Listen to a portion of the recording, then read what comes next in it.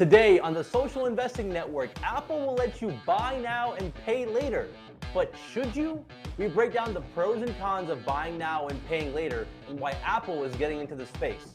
Also, we are joined by a popular eToro investor to discuss his views on how he makes his market moves guided by his moral compass. A very interesting conversation. It is Tuesday, June 7th. Make sure to subscribe below, hit that notification bell, and let's get into it. Apple announces buy now, pay later, but is this better than a credit card? So Apple is telling its users that you can now buy now and pay later with zero interest or fees. And Apple is calling this feature, get this guys, Apple Pay Later. And it marks their initial leap into the financial world. Apple Pay Later breaks up purchases into 4 equal installments with zero fees or interest. And it's available anywhere where Apple Pay is accepted. But is this something that people should be using instead of like a credit card? And that depends. So we're gonna break it down for you guys. Nicole, start us off. Let's just say that you're someone who uses a credit card and always pays off their balance on time. You're never late. What are the pros and cons of using buy now, pay later versus a credit card? Sure. I mean, buy now, pay later is a convenient and disciplined way to pay for purchases over time. There's frequently zero interest or lower interest than credit cards. And if you have a good or high credit score, then you can definitely qualify, and it's a very fast process for approval. However, all of those pros really don't mean anything to you if you're someone that already pays off your credit card debt fast and manages your credit card balance as well. Some cons, though I'll still go over those, are payments can be hard to track, and if you have a refund on a payment, that does take a bit of time to actually have your refund reach you back. And if you have any missed or late payments, in result, those do have late fees or damage your credit score. And there are no rewards or cash back, which are typically are earned on purchases with credit cards. So in this instance, someone sitting in the seat of person who pays off their credit card debt really well, I would say don't fix what isn't broken. There's no need to go to buy now, pay later if you're already managing your credit cards well. There's more cons than pros in this instance. Yeah, that's kind of what I'm hearing, is that if you're a responsible credit card user, buy now, pay later might not be the right move. But Delano, let's just say you're someone who uses credit cards to live a little bit beyond your means, doesn't always pay your bill in full, racks up some interest. Can you break down some of the pros and cons of buy now, pay later versus a credit card in that situation? Yeah, Zaid, definitely. So if you're sitting in that situation with buy now, pay later, you're going to have a little bit more flexibility in your payment schedule, which could be a big thing if you're someone that stretches that limit and goes a little bit above and beyond on the credit card usage. If you see this breakdown of some of the most biggest reasons why people use buy now, pay later: easier to make payments, more flexibility, easier approval, and as they also mentioned, the credit cards being maxed out as well. So that's something a positive on that side. And also with buy now, pay later, you can have a fixed cost or also no cost for fees, right? So that's usually spelled out up front. That's a big thing. You want to be able to see everything you're getting into when you make these contractual obligations. If you think about the longer term loans, think 48 months, sometimes in some platforms, they do carry interest. But that no fees and no interest is usually a big incentive for people that sometimes will have those higher bearing interest on their credit cards where they have those balances. And in this situation, you wouldn't really have that. On the flip side, there's always another side to everything. You don't have those offers, incentives, and rewards if you're using buy now, pay later, as you do with your credit card. If you see someone that uses it every month and usually leaves a balance on it, right? So that's the downside risk, Zaid. But it's all encompassing for someone that maybe use their credit card a little bit more. This could be a decent option. I mean, look, I get it. I understand the appeal of buy now, pay later.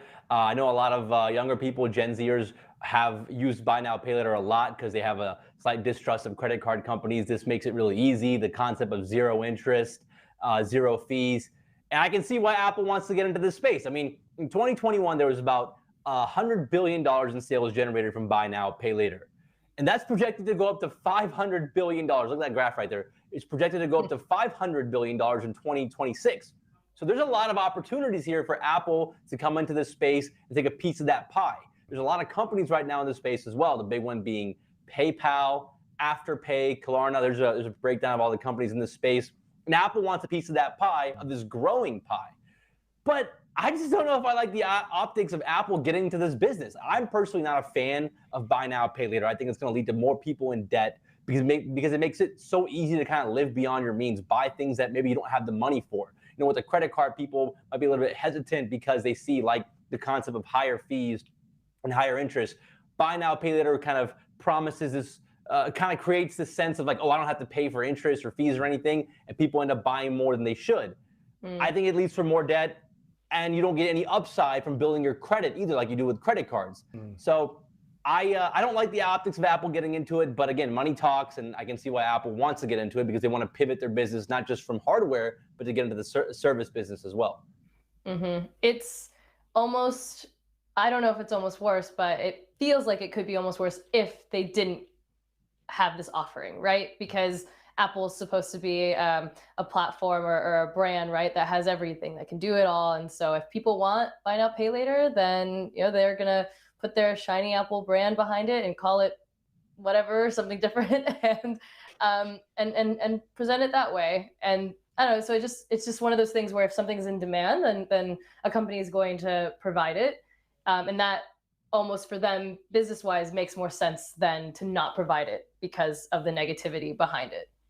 Yeah, I agree with you, Nicole. If you think about, on the other side of it, so why would Apple be doing buy now, pay later? The consumer gets that no interest, but I think, I want to dig into this. I think you're going to see like the retailers and the places where buy now, pay later is actually used. Those people will be paying Apple for that data or something of that nature. There has to be some sort of, incentive for Apple to be doing this, and they're growing in that market, as you mentioned, Zay, that's extremely high growth for the next 4 or 5 years. I think that makes all the sense in the world on the Apple side for them to get into it. They already kind of do that internally. If you look at how they break out the term loans for buying an iPhone now, like they're doing some things where everyone wants these products, and it's now where they're making it easier for people to get it that don't have the cash right now to pay for $2,000 iPhone or a $3,000 MacBook or whatever the cost is for a MacBook these days. So they're kind of dabbling in it, and now they're just taking it outside to other retailers. It really makes sense in my mind.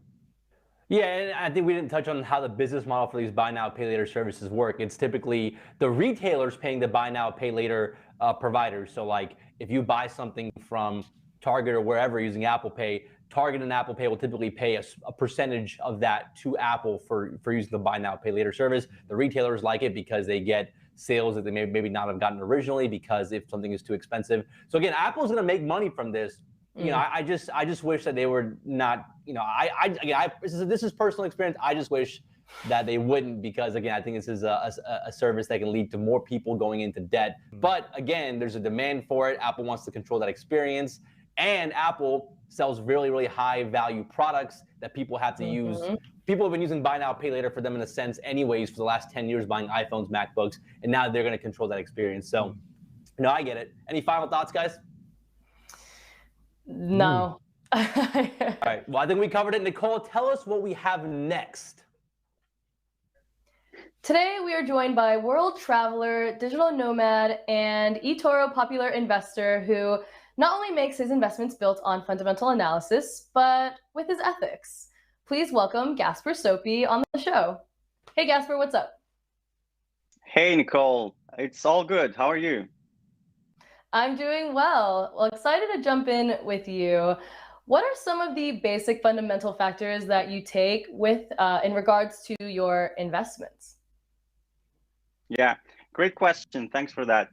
So basically, the backbone of my strategy on eToro and generally in investing is the idea that we are seeing sort of a mega trend where the individual is sort of coming from the backstage into the front stage.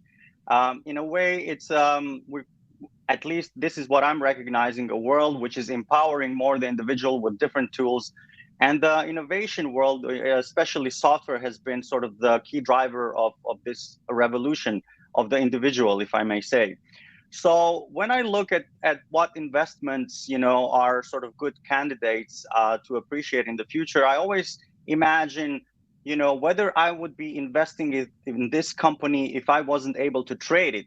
This is to say, for example, if I imagine that the stock market suddenly, closed its doors for 10 years, how confident would I be that this company will still be there in 10 years and it would continue to grow and would continue to sort of provide value to the world? So that's where I start. That's the key indicator. I don't focus too much on whether the price is now high or low initially in order to sort of approach the analysis of a certain company. Once I get this cleared out, then I start to go into the numbers, and I try to look at the growth rates. I start to look at sort of the return on capital invested and things like that are sort of the free cash flow, that are sort of the key indicators that tell me, okay, this company has the fuel to continue to grow, to invest in its products. And of course, it has to be creating products and services that people love, that I personally also sort of find valuable and that I use in my own life. Yeah, a very values-driven approach. Do you think or know how much of your popularity as an eToro investor is because of this very positive and values-driven approach you take with you in your investing? Well, again, yeah, thanks for attributing a popularity, the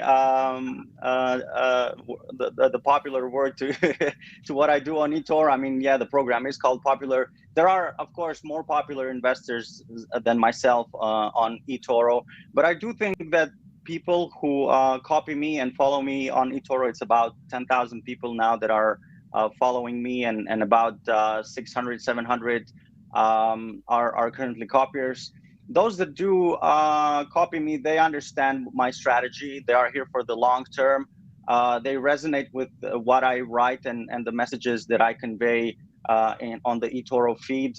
I always write about the importance of thinking long term, of understanding what you own, not being sort of susceptible to short term paradigm changes, and not being very reactive to what the market conditions are.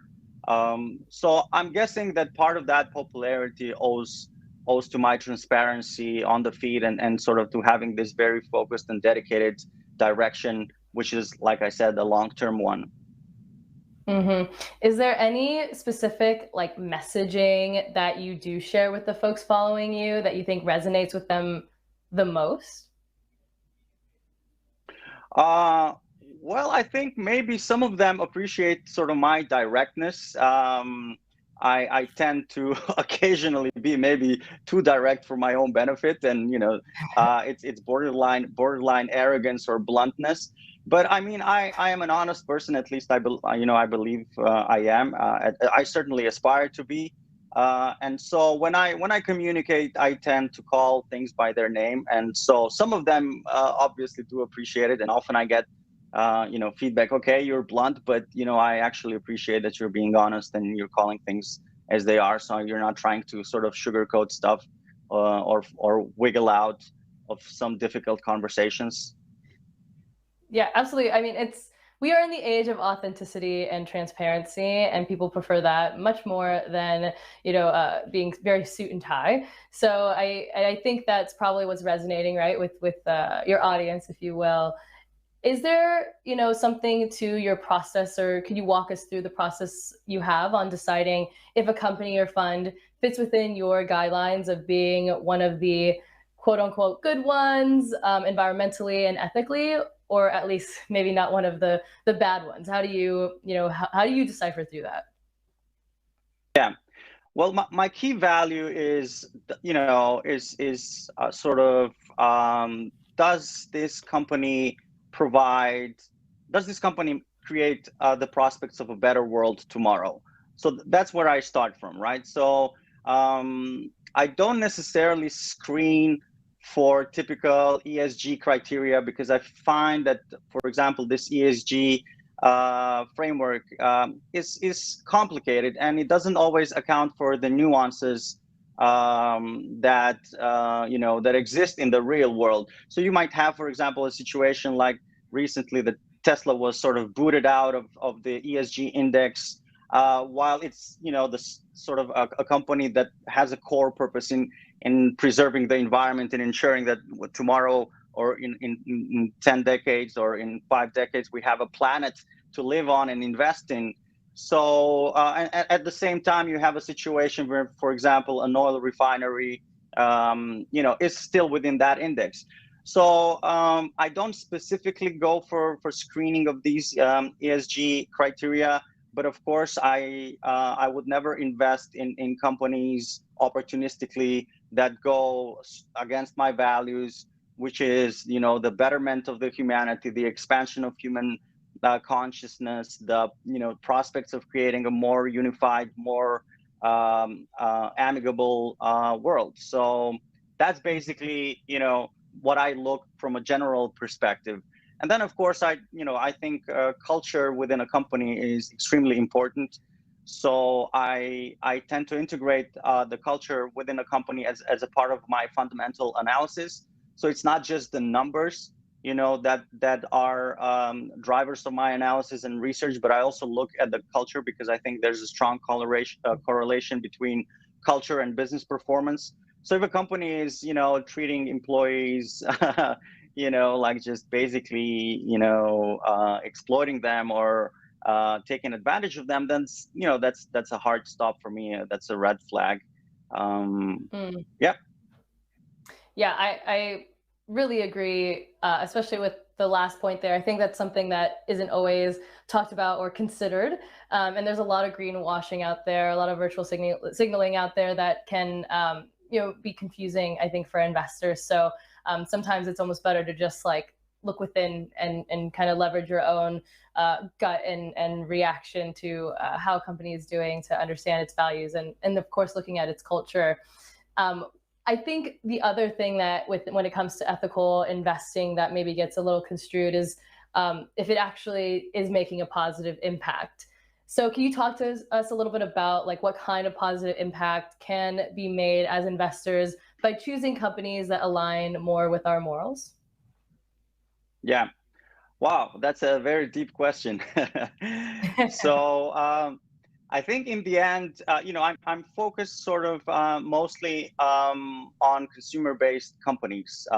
This is again, tied to my long-term strategy and megatrend, where the increase in disposable income will probably account for a lot of growth in the companies that I invest in.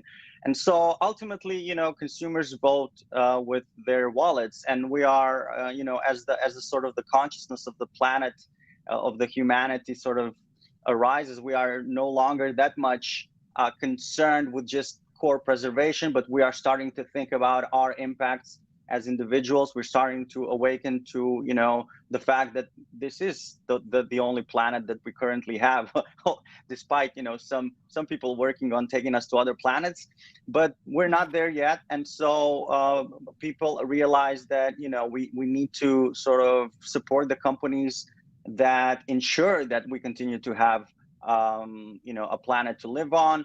And so that is basically the way that I look at my also investment process. Does this company will this company benefit from people having awoken to the importance of being moral and ethical? And if not, then I will not consider it. Mm-hmm. Yeah, valuable pieces of advice there. Thank you for that. The last thing I would ask you is, investing can be emotional and stressful. Money is emotional, and right now it is tough times in the market. So what are some of your tips to controlling your stress and emotions for investors, and maybe just for people in general, because it's brutal out there in the world? Yeah, I drink a lot of beer. No, I'm joking. Martinis. A joke, obviously. Yeah, I think stress, it depends on the level of stress. I think a little bit of stress, that's useful. There's sort of, not to get too philosophical, but nothing really ever gets created without stress. So just going out of the typical comfort zone, that's stress is like a generator of creativity and force. So I embrace stress. In a way, it's something that I don't try to actively avoid, but rather when it appears, then I take it into consideration, like, what is it pointing at? Like, what is this stress actually telling me? Have I, if I grow uncomfortable with a certain investment, then I, then I do more research. Then I try to, sort of think about, okay, why am I stressed about this? Have I lost confidence? Has my thesis changed? Am I over invested? Should I think about, downsizing the position, or should I think about upsizing? Maybe I'm not invested enough. So, my message to investors would be like, embrace stress and think about it. What is it pointing at? Are you sticking true to your process? Are you sure that you understand your investment principles? Have you overinvested? Are you too concerned about price? Do you know what you own? And then, once you sort of answer those questions, then it's very likely that the stress will subside, and the markets will do what they do. I mean, the market have their own cycles. It's important to understand what is your sort of long-term perspective. What are your investment goals? Are you looking to generate income? Are you looking for long-term durable growth? Are you looking to just sort of preserve the capital? It all depends actually on the goals that you have. Really well said, and something I haven't thought of doing myself. The next time I get stressed, I'm just gonna look within and check in with myself and see what I need to maybe square away in my foundation. So really well said. Thank you so much, Gasper, for joining the show. Really appreciate you being here. Thanks so much. Thanks so much. It was a great conversation, and yeah, happy to have this experience with you guys. Thanks again. And thanks to everyone for watching the show today. Be sure to like, comment, and subscribe. That does it for today, and we will see you tomorrow.